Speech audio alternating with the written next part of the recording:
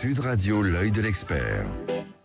L'œil de l'expert ce matin, nous allons avoir deux thématiques avec, non pas Valérie Expert, l'œil de ses invités d'habitude, mais vous savez, pendant quelques jours de repos, eh bien, on va revenir avec ce qui s'appelle encore l'œil de l'expert. Deux experts, en effet. Géraldine Vosner, la rédactrice en chef du Point, avec qui, dans un instant, nous allons évoquer la question du prix de l'électricité. Il paraît que ça va coûter moins cher, le kilowattheure. Mais pourquoi et comment, alors que c'était les yo-yo, puisque depuis 2 ans, depuis 2022, eh bien, on ne cessait d'augmenter le prix de l'électricité. Et puis on va évoquer aussi, bien sûr, la question du risque en 2025 d'un affrontement plus fort avec Vladimir Poutine, la Russie, contre l'Occident. On va le voir puisqu'il y a des faits récents, et vous savez bien sûr l'avion d'Azerbaïdjan, cet avion d'Air Azerbaïdjan qui a été descendu par un missile russe notamment. Et on le fera avec Bruno Tertrais, qui est un grand géopolitologue et qui conseille les services français. L'œil de l'expert donc pour un sujet vital, je vous le disais, pour notre vie quotidienne et pour nos portefeuilles, notre énergie et le coût, le prix de l'électricité. Géraldine Vosner est rédactrice en chef au Point. Bonjour Géraldine, vous êtes avec nous ? Bonjour Thierry Guerrier. Alors, on est ravis de vous avoir parce que vous êtes la spécialiste du pôle environnement, énergie depuis 2022 au Point. Vous couvrez principalement ces sujets qui sont liés aussi à l'agriculture et, je le disais, à l'énergie. Vous avez publié une sorte de connaissance du nucléaire, j'allais dire pour les nuls. En tout cas, vous dites, faut-il sortir du nucléaire ? C'était un livre aux éditions First en 2019. Et puis là, vous venez de publier Les illusionnistes à propos du climat, de l'agriculture, du nucléaire, des OGM, de l'énergie, ce que vous appelez les dérives de l'écologie politique. Mais si on vous a invité ce matin, eh bien c'est parce que on a une forme de bonne nouvelle depuis là 48 heures, fin 2024. Là, on se retrouve avec une annonce qui serait que les tarifs de l'électricité devraient baisser, moins 14%. Alors, on n'y comprend plus rien. D'abord, le Premier ministre, l'ancien Premier ministre, écoutez-le, c'est Michel Barnier, le 28 novembre, il était encore pas tombé après la censure, et il disait ceci, écoutez bien. J'ai décidé de ne pas augmenter les taxes sur l'électricité. Dans le projet de loi de finances 2025, il n'y aura donc pas d'augmentation de ces taxes sur l'électricité, ce qui permettra concrètement une baisse des prix de l'électricité le 1er février de 14%, au lieu des 9% qui étaient prévus initialement. Alors c'était passé un peu inaperçu en novembre, puis on se dit il le fera pas, puis ensuite le gouvernement a sauté, donc on s'est dit non, le François Bayrou maintient, et Éric Lombard, le nouveau ministre des Finances, maintiennent cet état de fait. Or, 2022 et 2023, c'était plus 10% le prix de l'électricité, plus 15%. Comment, Géraldine, peut-on expliquer ce yo-yo des prix de l'électricité ? Alors, vous parlez de yo-yo, c'est très juste, et il faut se garder de ces effets d'annonce. En réalité, le prix de l'électricité, il augmente. C'est très compliqué, la façon dont on calcule le prix de l'électricité en Europe et en France. Le prix, il est calculé sur les 2 dernières années, sur les marchés de gros. Donc c'est vrai qu'on a connu la crise 2021-2022 avec une explosion du prix de l'électricité. Pourquoi cette explosion ? Parce que sur le marché européen de l'énergie, on calcule le prix de l'électricité sur le dernier moyen de production qu'on a appelé pour la produire. Or, en Europe, c'est souvent le gaz. Et comme avec la crise, le prix du gaz a flambé, ça a tiré tous les prix de l'électricité vers le haut. Donc, ils sont montés très très haut en 2021. Mais alors pourquoi aujourd'hui ça va rebaisser ensuite? Comme le prix de l'électricité, le tarif réglementé, il est calculé sur les 2 dernières années, on savait qu'il allait de nouveau baisser.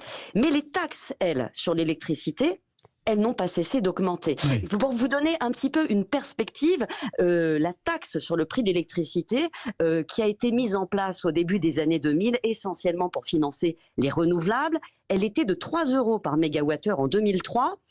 Elle est passée avant le Covid à 22,50 €. Elle a baissé pendant la crise de Covid, on l'a laissé à 1 euro pour éviter justement un trop gros impact sur les factures. Et là, en 2025, elle va augmenter, elle va passer à 32 €. Elle augmente moins que ce qu'avait prévu Michel Barnier, qui lui voulait carrément la passer à 50. Alors pour vous donner quand même une perspective, oui, ça va baisser là de 14% pour les particuliers et les gens qui sont au tarif réglementé.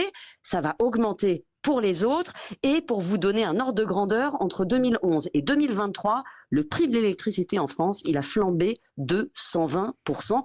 On reste aujourd'hui à des prix toujours 50% supérieurs à ceux de 2019. Oui, donc ça c'est très intéressant et très important de comprendre cet aspect. On va reparler des ENR, les énergies renouvelables, dans un instant et la façon dont elles progressent ou non dans notre mix énergétique. Mais tout de même une question, pourquoi les prix baissent rapidement pourquoi les prix baissent? Est-ce que c'est lié à nos propres choix de stratégie énergétique et notamment le retour du nucléaire civil?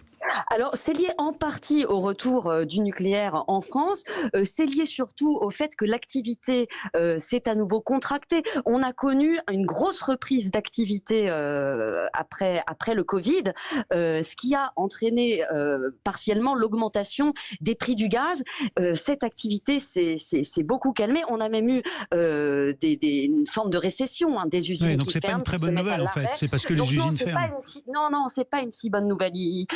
On aurait tort de crier victoire parce qu'encore une fois, c'est une baisse modeste, c'est une baisse qui est conjoncturelle. Sur le long terme, les prix de l'électricité sont très élevés en Europe, 2 à 3 fois plus élevés qu'aux États-Unis par exemple, ce qui entraîne une perte de compétitivité de nos entreprises. Et si on consomme moins d'électricité, c'est qu'on produit moins et qu'on produit moins de richesse tout simplement. Oui. Mais alors, parlons maintenant de ces énergies renouvelables, les ENR, et là encore, on n'y comprend plus rien. Je vais vous dire pourquoi. Parce que l'État dit vouloir les développer, le gouvernement le réaffirme, le précédent, celui-là, et puis les industries, elles, qui fabriquent les centrales solaires et éoliennes vont mal. On dit qu'elles ne trouvent plus d'investissement, qu'elles ont du mal à obtenir les autorisations pour développer leurs projets, que c'est trop compliqué, que les autorisations administratives sont très longues à être obtenues. Qu'est-ce qui se passe avec les ENR? On en veut ou on n'en veut pas? Il y avait une forme de consensus sur l'idée quand même qu'il en faut un certain pourcentage dans le mix énergétique. Qu'est-ce qu'il en est? Nous, c'est exactement en fait tout ce process un peu complexe, c'est ce que nous décrivons dans notre livre Les Illusionnistes. L'Europe, elle a choisi une stratégie un peu bizarre, c'est-à-dire qu'elle s'est fixé un objectif climatique pour 2050, le zéro émission net, mais plutôt que de laisser les marchés, les technologies trouver les meilleures voies d'y parvenir, elle a imposé une méthode et elle a dit ce sera sans nucléaire et ce sera uniquement avec des renouvelables. Mais ça, c'est une erreur. On a développé à marche forcée ces renouvelables. Ça a coûté extrêmement cher, ça coûte toujours extrêmement cher. On a vu en Allemagne 520 milliards dépensés en 20 ans. Sauf que quand il n'y a pas de vent et pas de soleil, ça ne fonctionne pas. On est obligé de faire tourner à fond les centrales à gaz, à charbon. Ça nous coûte extrêmement cher. Et sur le bilan climatique et environnemental est en réalité désastreux. On a fixé ces objectifs-là sans s'être assuré en même temps qu'on avait des filières capables de fabriquer ces panneaux photovoltaïques et ces éoliennes. Aujourd'hui, c'est en gros l'Asie, la Chine qui détient une part prépondérante de ce marché. Donc ces milliards qu'on met dans le développement de ces nouveaux moyens de production, on les paye au prix fort et c'est de l'argent qui quitte l'Europe ou qui quitte la France pour aller dans d'autres pays, donc c'est aussi un appauvrissement. Aujourd'hui, où on en est, évidemment qu'on a besoin de renouvelables, mais la question est de savoir à quel rythme, où, fabriqué par qui, et en complément de quoi. Oui. C'est-à-dire que et on est entré dans une espèce de cercle vicieux, d'autant plus que... Et comment on assure leur capacité à fournir de l'électricité de façon pilotable sur le réseau? Parce que comme vous venez de le décrire, en Allemagne, qui a fait le choix d'aller totalement ou quasiment totalement, a priori en théorie, sur le renouvelable, quand il n'y a pas de vent et quand il n'y a pas de soleil comme en ce moment, du coup c'est le charbon et le gaz qu'il faut utiliser. Et donc là, comment on peut piloter ce qui n'est pas pilotable, au fond, les ENR, sur un grand réseau et c'est ça une des questions posées par le renouvelable aujourd'hui. Pardon, mais je voulais... L'une des questions posées par le renouvelable aussi est la question des coûts futurs, parce que on a déjà une électricité qui est extrêmement chère par rapport à nos concurrents économiques et industriels. Aujourd'hui, le développement de ces renouvelables va nécessiter des investissements colossaux sur les réseaux électriques. Enedis et RTE, le gestionnaire de transport, prévoient d'investir 200 milliards d'euros d'ici d'ici 2040, c'est demain, hein, c'est dans les 15 ans qui viennent, pour adapter notre réseau à ces sources qui sont intermittentes et qui sont très dispersées dans l'espace. Alors que les Américains et les Chinois n'ont pas les mêmes problèmes. Voilà, il va falloir tirer des lignes, raccorder l'éolien en mer. Ce sont des coûts dont on ne discute jamais sur la place publique. Mais vous voyez bien que le coût de l'électricité ne peut qu'augmenter si on suit cette stratégie. Mais alors, Géraldine Vosner, il nous reste 2 minutes. Je voudrais qu'on parle d'un événement qui peut passer inaperçu, parce qu'au fond, il y a eu tellement de problèmes pendant toutes ces années avec la construction de ce fameux EPR, cette centrale la plus puissante des centrales françaises, toute neuve aujourd'hui, à Flamanville, en Normandie, dans la Manche. Eh bien, le raccordement, c'est-à-dire le fonctionnement de cette puissante centrale nucléaire au réseau électrique, est un événement considérable, en fait, technologiquement et pour l'univers de l'énergie. Et c'est un peu passé, pas inaperçu, mais enfin on en parle peu, comme si c'était finalement anodin. En quoi c'est vraiment un événement essentiel ? C'est essentiel parce que c'est la première fois depuis 1999 qu'on ajoute au réseau électrique une nouvelle centrale donc, qui produit de l'énergie décarbonée en quantité assez colossal, hein. On parle de 14 TWh de production, c'est équivalent en gros à toute la production solaire française de l'année 2020. Donc là, c'est d'un coup, d'un seul. C'est important symboliquement aussi parce que ça marque un peu le renouveau d'une filière qui a été délaissée. On a eu très longtemps le nucléaire honteux jusqu'à il y a quelques mois et jusqu'à ce qu'on révise notre législation. On prévoyait toujours de fermer 14 réacteurs. Donc c'est le renouveau d'une filière. Ça va être long et c'est vrai qu'elle va devoir venir en complément de moyens renouvelables dont on ne pourra pas se passer pour faire la transition.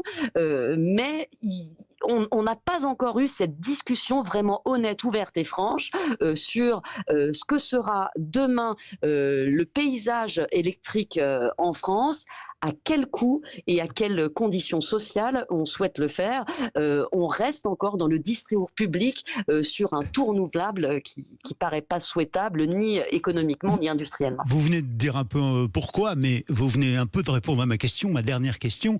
Et ça a de l'avenir, le nucléaire, le projet de créer 6, 8, 14 même nouveaux EPR, c'est des gros investissements. On aura les moyens, on va le faire, vous croyez ? Sans parler des petits réacteurs, les SMR dont on parle beaucoup. Alors, sans parler des SMR, oui, c'est un projet qui a de l'avenir, dans la mesure où on sait le faire, ça nous permet une indépendance énergétique. Je veux dire, on ne se met pas dans la dépendance de la Chine, comme pour les panneaux photovoltaïques, ou du Qatar, ou de la Russie, ou du gaz qatari. Donc, oui, ça a du sens en termes d'indépendance, ça a du sens en termes d'environnement et de biodiversité, parce qu'on a déjà les réseaux électriques, on a les sites, ça permet une production importante sur le moins d'espace, finalement. C'est la technologie qui utilise le moins d'espace, le moins de matière.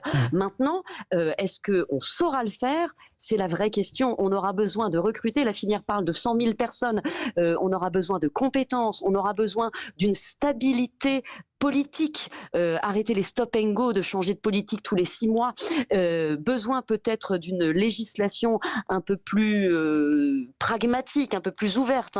On est et besoin aussi d'un complément renouvelable dont pour l'instant le temps qu'il s'installe, il faudra pas venir non plus, parce qu'on parle beaucoup par exemple de l'éolien en mer, mais les appels d'offres sont très limités, les projets sont systématiquement attaqués en justice également par les associations environnementales avec sans doute d'excellentes raisons, mais du coup ces débats incessants font qu'on n'avance pas, en tout cas trop lentement. Formidable explication, merci infiniment de cet éclairage. Géraldine Vosner, rédactrice en chef au Point, notamment sur les questions d'énergie et d'environnement. Et je rappelle que vous avez publié, on peut s'y référer parce que c'est intéressant, vous y donnez beaucoup d'explications, à la fois pour et contre. Faut-il sortir du nucléaire, qu'on trouve aux éditions First, qui a été publié en 2019. Et puis, les illusionnistes, climat, agriculture, nucléaire, OGM, une enquête que vous avez publiée sur l'écologie politique, ses fondements, mais aussi ses impasses, coécrit avec Erwan Seznec aux éditions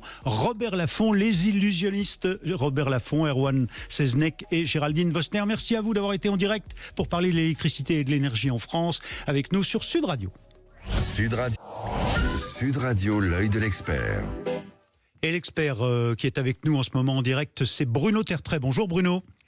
Bonjour. Bruno Tertrais, merci infiniment de nous rejoindre, d'être en direct avec nous ce matin. Vous êtes géopolitologue, directeur adjoint de la Fondation pour la recherche stratégique. Vous êtes l'auteur, par exemple, en 2024, de l'Atlas des frontières, avec une capacité... c'est vraiment un livre formidable pour pouvoir suivre un peu ce qui se passe avec cette capacité à suivre sur les cartes les différents événements, dont celui dont on va parler, c'est-à-dire notre affrontement avec Poutine. Vous êtes aussi l'auteur de Pax Atomica, un spécialiste de la question de la dissuasion nucléaire, et puis La guerre des mondes, le retour de la géopolitique et le choc des empires en 2023 chez Flammarion. Alors, ce matin, on vous a invité, Bruno Tertrais, parce que on a besoin d'éclaircissements sur cette année 2024 qui s'achève, sur un regain, on pourrait peut-être le juger comme ça, d'agressivité de la part de la Russie de Poutine à l'égard de l'Occident. Il y a un très gros câble d'alimentation électrique qui a été sectionné en mer Baltique, qui alimente la Finlande, et qui est un câble essentiel. Donc on touche là à des points névralgiques pour ce pays qui appartient donc à l'Occident et à l'Union européenne, par donc un câble sectionné par des navires russes qui espionnent l'Europe et l'OTAN visiblement. Puis il y a la tentation de contrôle politique total par la Russie de la Géorgie, on va y revenir. Et puis l'avion azerbaïdjanais qui a été abattu par un missile russe. Qu'est-ce que ça traduit tout ça selon vous? Est-ce que la Russie nous attaque toujours un petit peu plus, ou est-ce que c'est juste un concours de circonstances? Est-ce qu'il y a une menace en 2025 d'affrontement plus dur avec la Russie? Bruno Tertrais. Alors il y a les deux.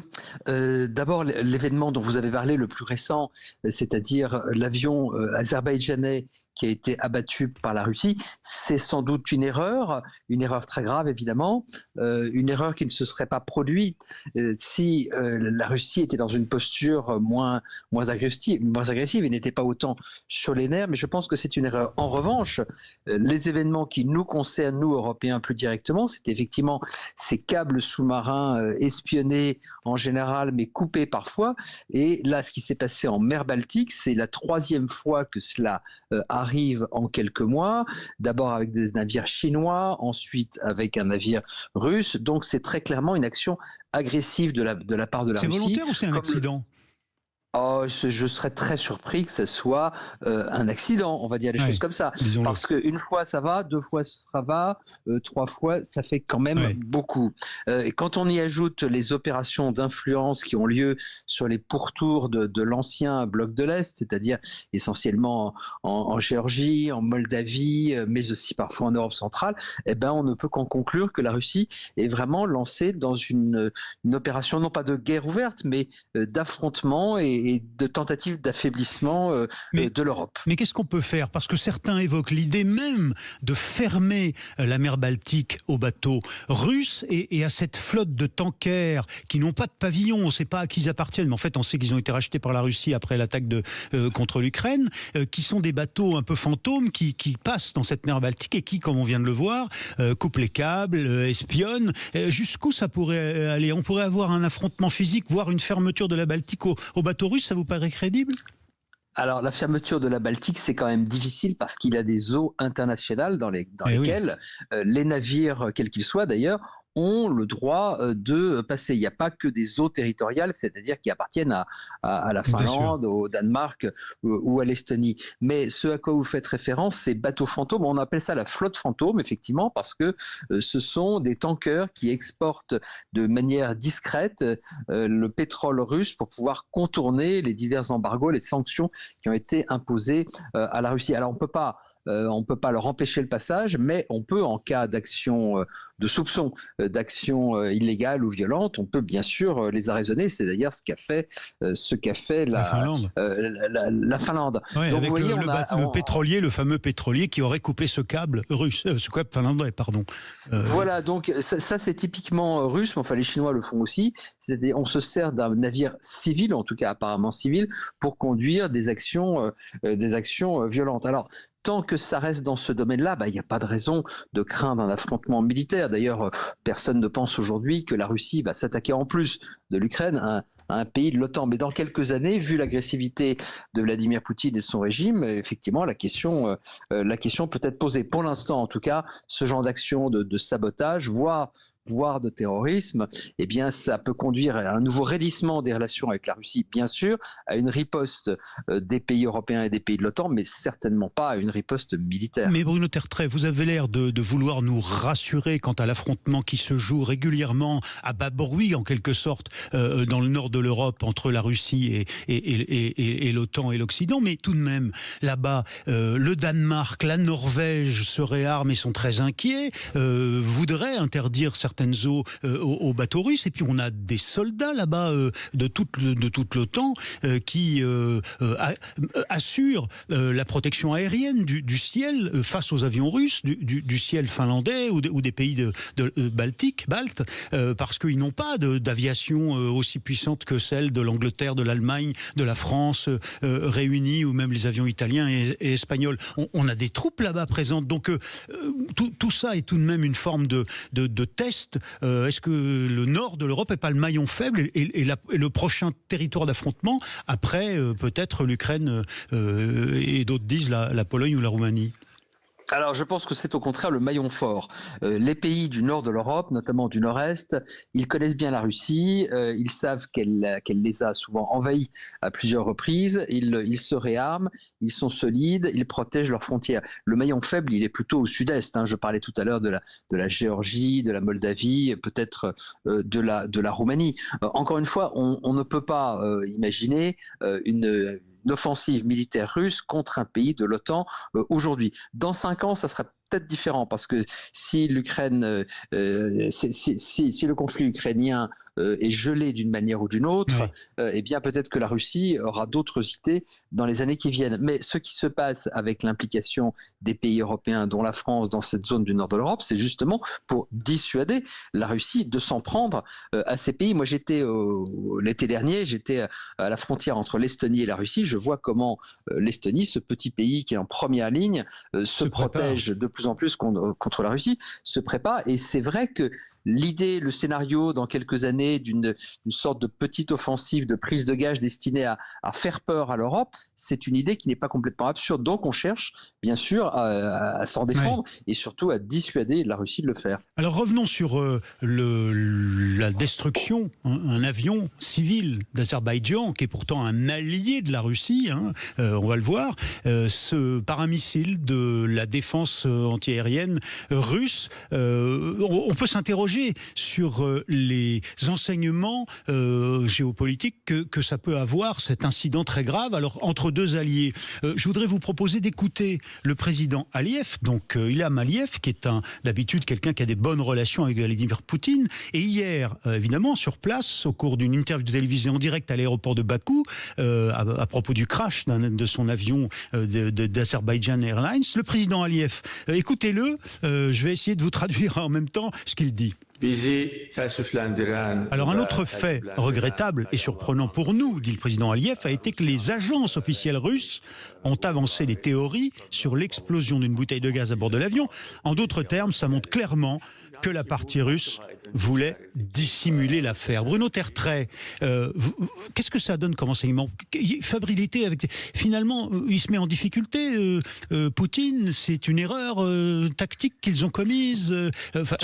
Oui, je pense qu'il s'agit d'une erreur, mais la grande faute de la Russie, c'est de ne pas avoir tenté de sauver l'avion et surtout de lui proposer d'atterrir dans un autre aéroport en Russie. Au lieu de cela, ils l'ont envoyé au-dessus de la mer Caspienne, ce qui a conduit au crash. Alors attention, l'Azerbaïdjan et la Russie ne sont pas des alliés.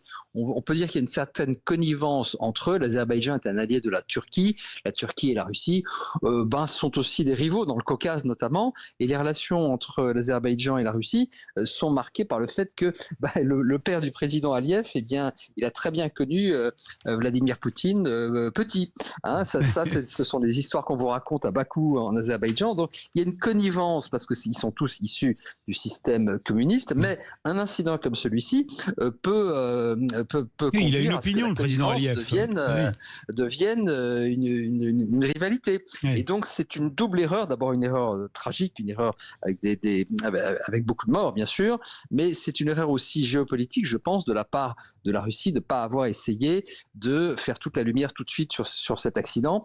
Et donc ça affaiblit, je pense, la position de la Russie dans cette région compliquée du Caucase. Dernière question, vous nous dites, si j'ai bien compris, non, pas de grand affrontement là en 2025, peut-être avec la Russie de Poutine, peut-être à 5 ans, mais moi ma question très simple, que doit faire la France? Que doit-on faire, y compris les citoyens, face à ces menaces récurrentes et même à bas bruit? D'abord, garder la tête froide, ne pas s'inquiéter excessivement. Ensuite, considérer qu'on est tous responsables, tous citoyens, parce que l'influence russe, l'influence maligne de la Russie, on la voit presque tous les jours sur les réseaux sociaux. Moscou cherche à nous affaiblir, à diffuser des fausses rumeurs, des fausses nouvelles. Il faut faire attention à ne pas tomber dans le piège de la propagande russe. Ensuite, je dirais que voilà, il faut accepter que la Russie n'est plus un voisin avec lequel on peut traiter normalement. Ça va devenir un voisin avec lequel, à mon sens, on va devoir un voisin hostile, et tout simplement, il va falloir se protéger, comme parfois si vous avez une résidence secondaire, parfois si vous n'entendez pas bien avec le voisin, il faut ériger un mur entre les deux, et la coexistence est possible, et l'affrontement est évité. Il faut enfin se garder de toute illusion. J'entends encore parfois dire que la Russie était notre allié naturel contre le terrorisme, etc. Non, tout ceci est faux. La Russie a décidé de prendre sa revanche sur l'Europe, d'affaiblir l'Europe. Il faut en prendre conscience sans pour autant paniquer. Merci Bruno Tertrais d'avoir été avec nous. Je rappelle que vous êtes directeur adjoint de la Fondation pour la recherche stratégique, géopolitologue et auteur par exemple de l'Atlas des frontières aux éditions des Arènes, publié en 2024, La guerre des mondes chez Flammarion et Pax Atomica chez Odile Jacob. Bruno Tertrais, merci infiniment et bonne fin d'année à vous. Bonne fin d'année, merci, au revoir. Sud Radio.